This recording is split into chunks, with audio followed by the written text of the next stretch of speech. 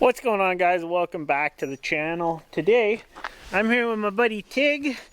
He is going to help me and we're going to be working on our F550. This is a 2020 F550 cabin chassis. It's an XLT and it's got my 11-foot service body on it. What we're doing to it today, I've wanted to do for a while. If you know these F550s, 450s, anything with this 10 lug bolt pattern, stock, they come with a 255/70 19.5. Really skinny little tires. They're not great. Really small. Load ratings really suck on them. Now these are a Toyo M655. Good tires so far, other than I've had to replace a few. And I've actually not been able to get the Toyos as a replacement, so we've had to go with the Nito CD grapplers. But if you're curious why I've had to replace them, check this tire out. That tire has like 10,000 K on it. I had absolute failure, sidewall failure. So, gay as AIDS, not really happy. And then I had another one that started to separate. I think we have an inside cord that was separating, so you can kind of see there's a little bit of a crown on these. I had one with a lot of crown, like that inside is kind of getting there, but like it was bad, like it looked like a motorcycle tire. So yeah, these are these good tires, but I think for the guys that have 450s, 550s, hotshot trucks, and they're rolling around empty or with a trailer where most of the weight's on the trailer, it's a lot better. This old turd weighs about 19.5 going down the road at all times, 8,800 kg plus or minus, because we always have stuff in and out of these trucks. They're heavy. They don't have the greatest weight rating on the tires. You could go up to a 245/70, which gives you about another 700 to 1,000 pounds. And it'll take you from a 14 ply to a 16 ply, which is helpful. When I ordered these tires, I actually tried to get 245s. They just didn't have any in stock. And they had put these on the truck, and by the time Buddy realized that I wanted bigger tires, it was too late at that point. So really unfortunate. And like I said, I've had to replace two of these tires already. Only had them on for about 4.5 months, and that's about 45,000 kilometers on this. Sees a lot of oil field use, a lot of gravel, a lot of highway, and we're doing a little upgrade today. So now there is options. You can get special order in 19.5s, and maybe in the States it's easier to get them. I know a guy that has 265/70 19.5s. They're 16 ply, heavier rated. For where I'm at and availability with tires right now, it being 2024, it's absolute garbage. So I wanted a tire that was very, very inexpensive, yet a good tire, but really, really available. So this is what I got. And these are OK Tires line of Blackhawks. These are actually made by Saloon, same as the S573s, but these are the Blackhawk BDR 77s, and now these are a 22.5, so we're going Big 10 semi wheel, and these are a 255/70 22.5, and these are a 16 ply. This tire combo is weighted for a lot more weight. I'll put the difference of weight up on the screen for you between the 225, the 245s, and these. But these are huge. These are also like a 36.5 by like 10.5 wide, almost 11-inch wide. So enough talking. I'm gonna get the truck jacked up. We gotta get our new adapters on it. Plus, I gotta do a quick brake pad change. So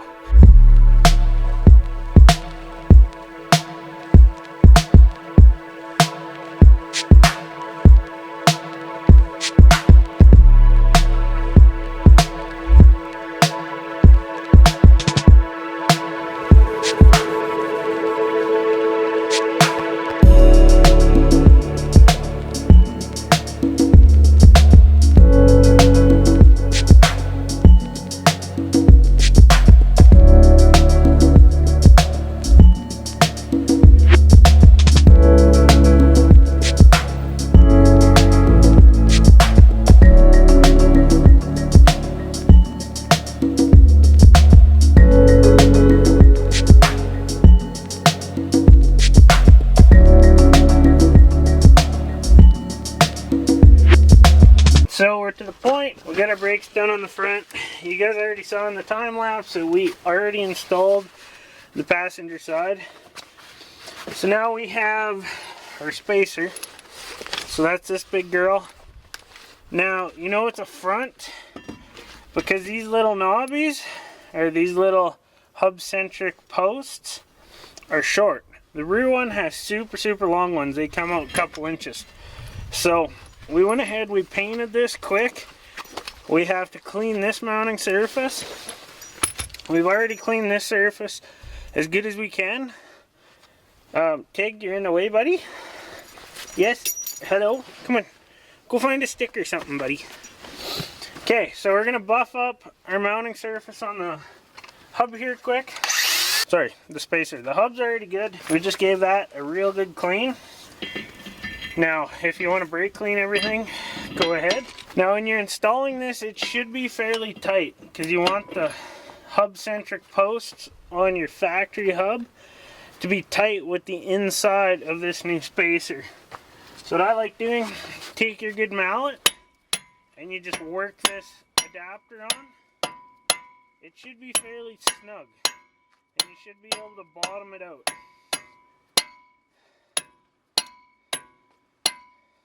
So there you go. Now you should be able to tug on it and it not fall off. If it falls off,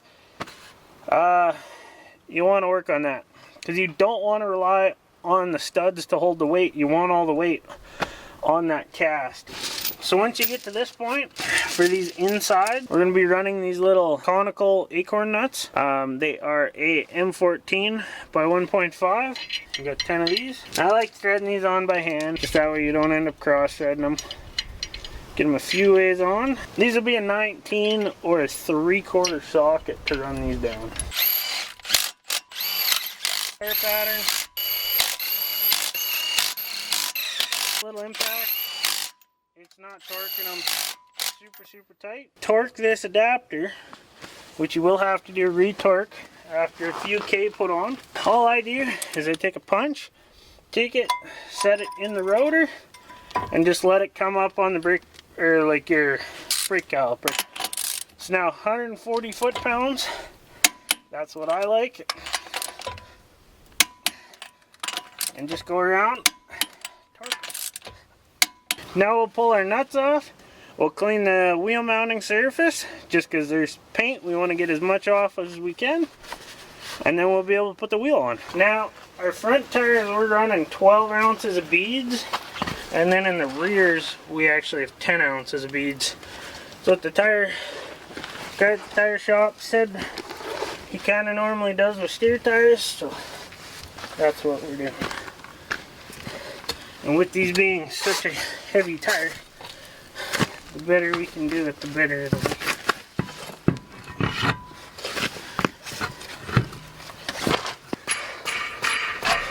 Now these, you'll want to oil them if they're not already pre-lubricated. These are brand new and they got lots of lubricant in them.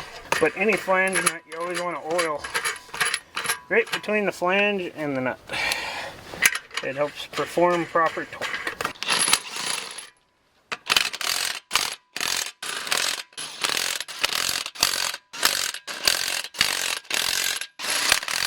We'll torque these outer nuts to between 400 and 500. I'm going all the way to 500 foot-pounds. My reasoning between that is I get people are scared of spacers and adapters, but once you torque these massive studs and lug nuts down to 500 foot-pounds, the wheel and the adapter becomes one. And the cool thing is because these are 10 lug, you can also get these notched out for 8 lugs. We didn't do that on the last truck we did. Cool thing is I can actually pull the adapter without having to pull the wheel off. So I'm able to come in here, retorque the adapters all the time because we have the notching, and I can take the wheel off with the adapter. Say if I don't have the tools to do it, of course I'm in a service truck and I have the proper tooling to do it. Say if you're on a pickup application, now all you need is a 3/4 and a normal impact. I will just demonstrate that it does actually turn. We had to do a little space clearance in the back. We got rid of the running boards. They were falling off and kind of a poor design, but they came on the truck.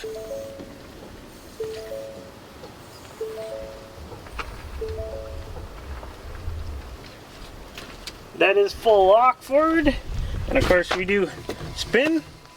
We do have a little bit of clearance issue just on that front inner fender.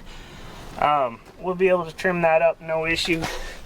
Everything else in here has good room. It's really nice.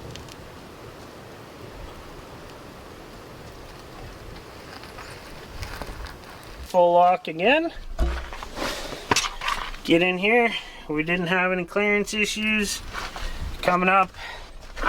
You can see back in there, plenty of clearance.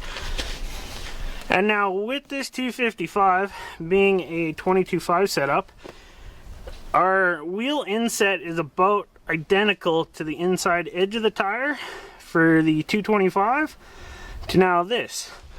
So all our inside clearances are really good.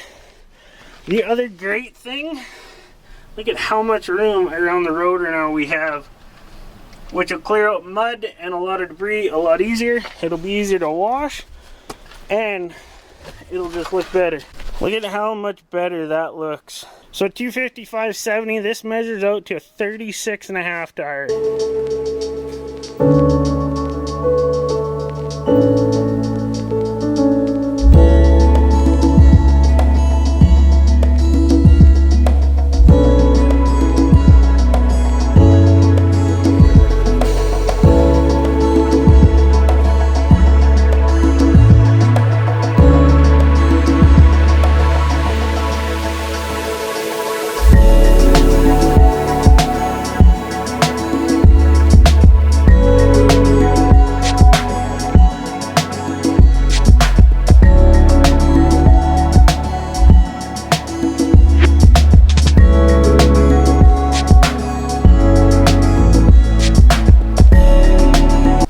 Just getting done putting on the driver's side rear.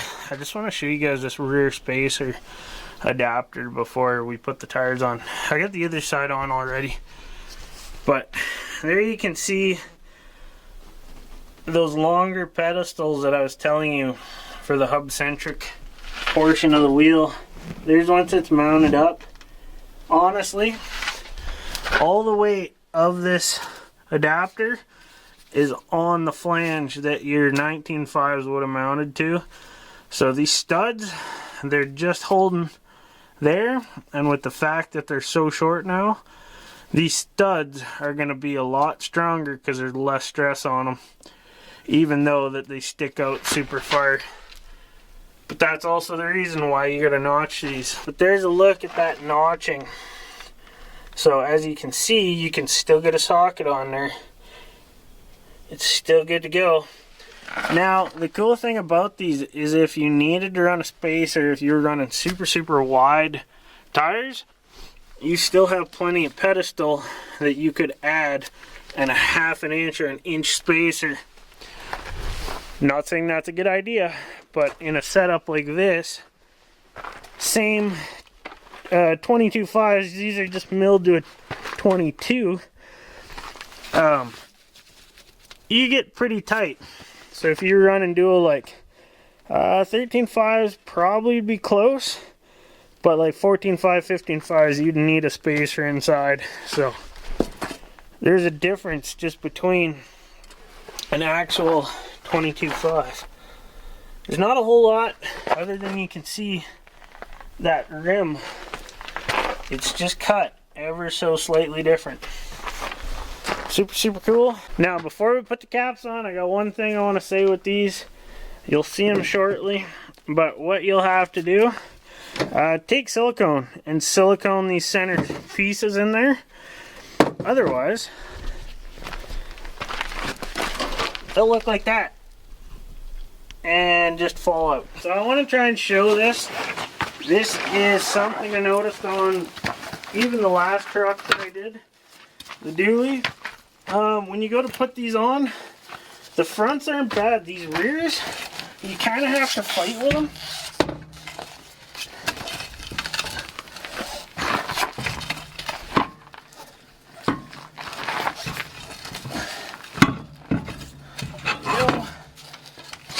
not to scratch them. So this side's not bad, but see, I can only get it to about that point, and it's hitting. So what I have to do, or what I've had to do, is I just get a couple of nuts, and I pick a couple spots where I can see that they're hitting, and I just use an impact and pull the wheel in because it's hitting on these hub-centric posts, so you kind of just have to work the tire on.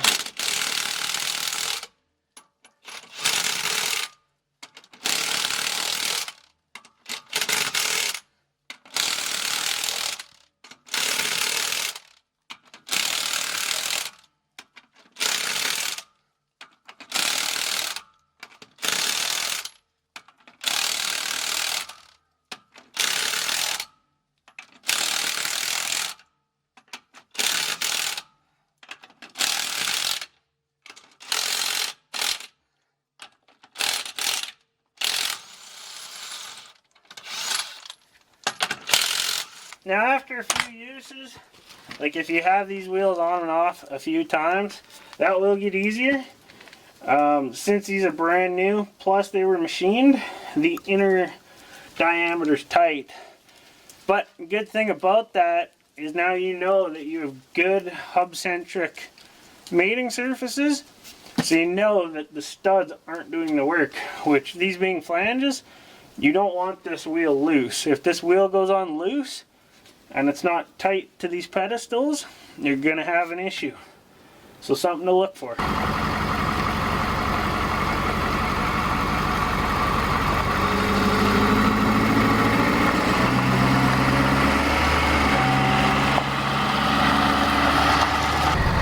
We still gotta torque them and put the center caps on. But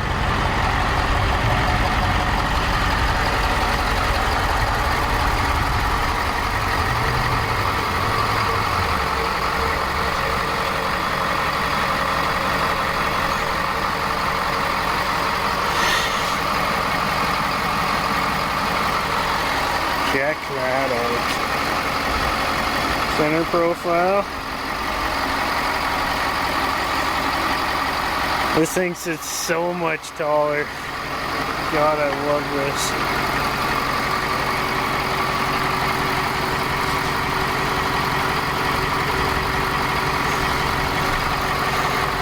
Do another walk around with those center caps.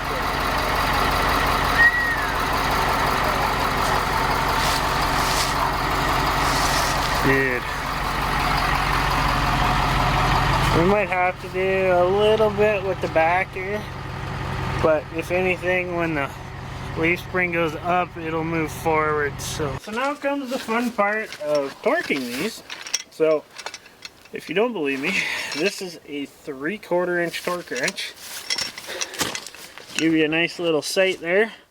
See, it's right around 500 pounds. Now, easiest way to do this, so you can push down.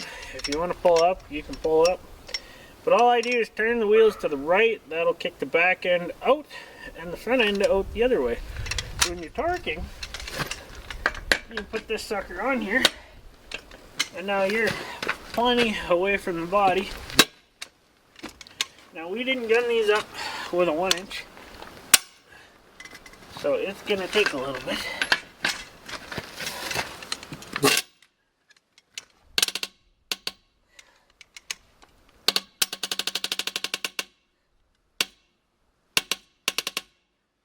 Now, if these were oiled better, they wouldn't do that.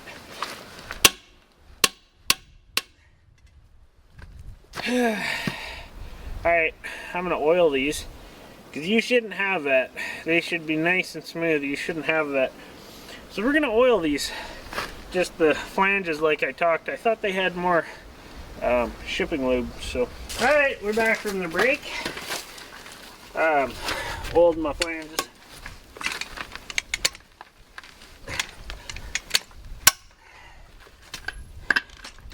You'll also notice it torques a whole lot easier.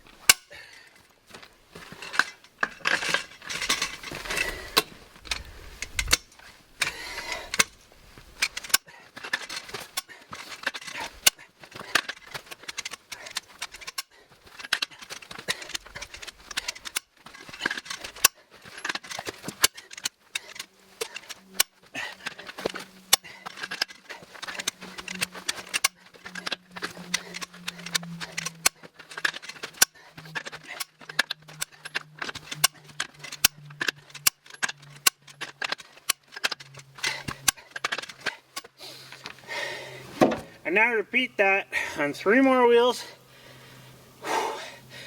It's not light work. With that being torqued to 500 foot-pounds, think of this. That same setup is on a semi. So like T800 Kenworth, W900, all your Peterbilts, Western Stars, all the big shit you see going down the road, same lug nuts, same studs. This is a light little 5500 F550 chassis. Same shit, different pile, different badge on the front. They're all the same at this point. So yeah, I'm not worried about it. Plus these wheels, they're rated incredibly tough. Well, just take a gander at that. Doesn't that look awesome? I love it. Here is your weight rating on this wheel. 7,400 pounds. And you're allowed 130 psi. That means 2 1/4 wheels will hold the whole weight of this truck. Think about that. I think on the front, I have 6,000 pounds on the front axle, and I'm about 14 on the back. So I could technically have 2 wheels on the back, should be fine. Put 1 wheel on the front and drive around. Put the whole weight on 3, and I have 6. Yeah, this is why we're doing this. Now, of course, the tires will hold less than the wheels at this point, but they're still rated up around 6,000 pounds per wheel. And that's in a dually rating. I'll put the specs on these tires up quick so you can see them. It's impressive. And I'll also put the 225s in the Toyo M655, which is what I had. That's this tire. But huge difference, you know, tread pattern to the tread pattern of this. Now these are not snowflake rated. These are snowflake rated. So what I mean by that is that little guy. These are mud and snow. You can get a 255/70. The Roadmaster RM257, I believe. I'll put a picture on the screen. Those are a winter rated tire. There was just 0 availability at this point for me, which makes sense. We just came out of winter, we're going into summer. People are getting their all-terrain mud tires ready to go. So the other cool fact is to get one of those tires replaced, being a 31-inch. The last time it was done was $641 Canadian, which is like $200 US, because you guys have a better dollar somehow. Those, I can buy a wheel and a tire. For the same price, I can put a tire on that one. Does that make any sense? No. But that's why we're running the big tires now. So, and we're heavy, we're big. This thing sees a lot of oil field. I work pipeline, so I'm up and down oil field roads every day. And if you're around the Grand Prairie area, you know what the FTR is like, and or the Can-4. It sucks. You've also maybe seen me in the ditch changing tires. Because guess what? 19.5s suck ass. So yeah, I'm going to finish torquing. We're going to put our beauty caps on. We'll get one more good look at this. That'll be it for this video. And then we're deleting this thing. So come back. That might be in the video ahead of this or the video after. Probably behind. Fellas, my God. What do you guys think of those? ATX big spikes.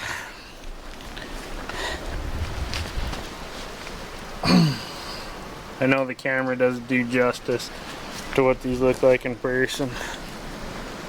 Now, earlier in the video, because of course we have our dually that's on the exact same setup but polished and they're milled. I love the fronts, I love the look of the fronts, I love the spikes. Going down the road, I was following this back the other day. Oh, it looks cherry. Now my biggest thing, the big hub back end, it looks good, but I think running a front on the back, because we don't really have that, that looks just so much better. And then you get the real deep dish part of the wheel. What's your thoughts? Comment below. But yeah, guys, I love it. What do you like more? Do you like the all black?